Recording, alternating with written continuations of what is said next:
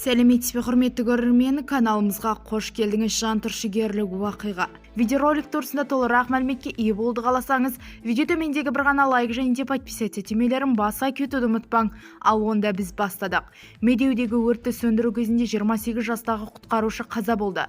Алматы төтенше жағдайлар департаментінің қызметкері Арслан Құрманбековтың үстіне жанып жатқан ағаш құлаған.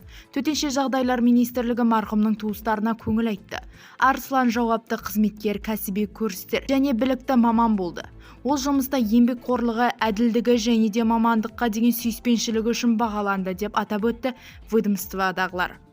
Төтенше жағдайлардың қаза тапқан өрт сөндірушінің отбасына жан-жақты көмек көрсетеді.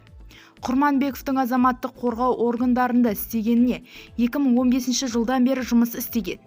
Айта кетері, Алматы тауларындағы өртті сөндіру үшін 2 тік ұшақ жұмылдырылды. Бізді тамашалауды жалғастырыңыз. Сау саламат болыңыз.